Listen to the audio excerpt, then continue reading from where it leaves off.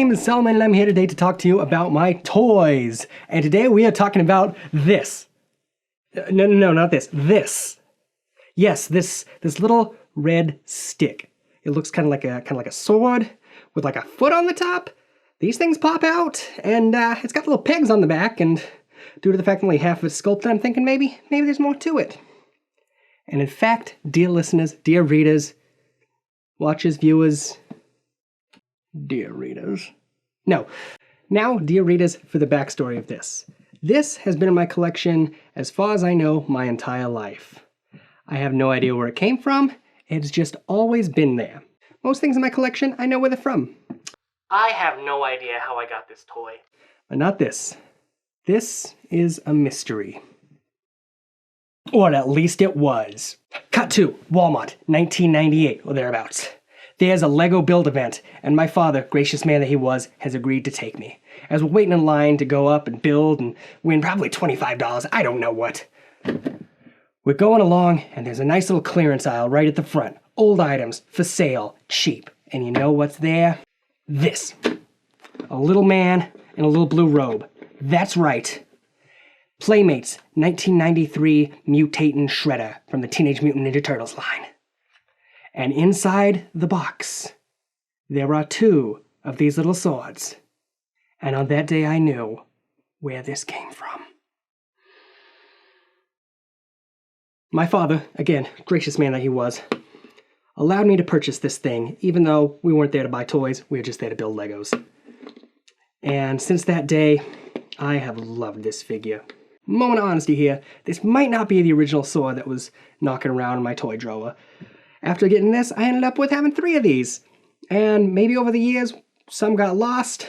All I know is I've lost all the accessories except this, and I choose to believe in my heart of hearts it was the original.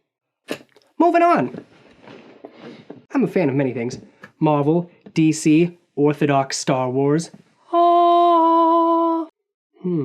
Where's my segue? Now, I'm not the biggest Ninja Turtles fan. I like the first movie, I'm okay with the second movie, and I'm probably the only person alive who will admit to liking the third movie. But I do have an eye for interesting and good toys, and this is a great little toy. Now, he's not the most posable. He had 3 points of articulation, but it's a man in a robe. What more could you want? You want him to transform into something?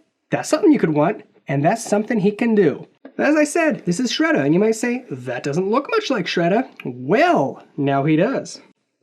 You pop up these little side pieces here.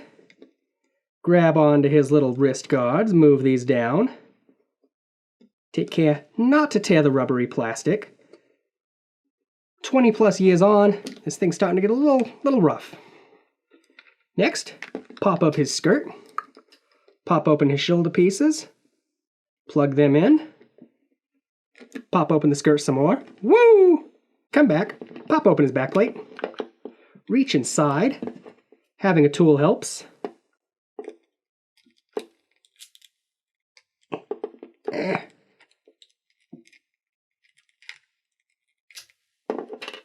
And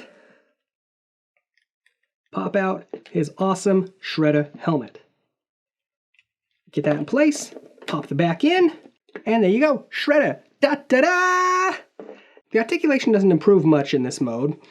He's got posable legs, and they're the weird squatty ball joints that you see on basically every other Playmates figure of the era.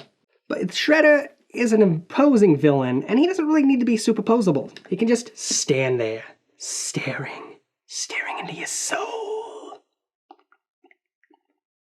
Now here's where the accessories come into play. Originally, 2 swords would snap together back to back, fit into a sheath, and become a staff for Shredder here. Now, this pops open, and you got a sword. Put that in there, and now he is ready for some soft-shell turtle soup. Ha-ha!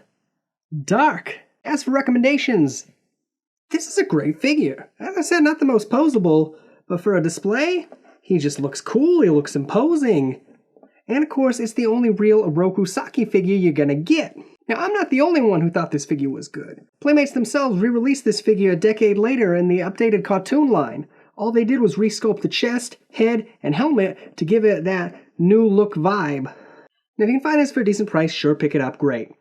But this might be the first figure I've reviewed on here that's really worth, like, tracking down and spending a little bit of money on. If you can find them in good condition, you know, $30 might be worth it. If you can find it with the accessories, maybe even 40. This thing will look great on your shelf facing off against your turtles. Will look great just kind of standing there all menacing. But if you can find it, it's certainly worth a buy. Now I'm going to say bye. Bye! Oh, wait, no, wait. If you like what you've seen here, please like, please subscribe, and I'm going to try not to do any more Batman reviews for at least another month. That everything? Okay, bye!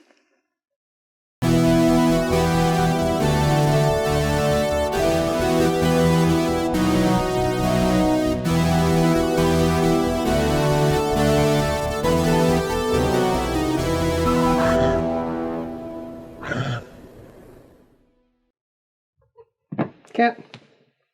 No, cat.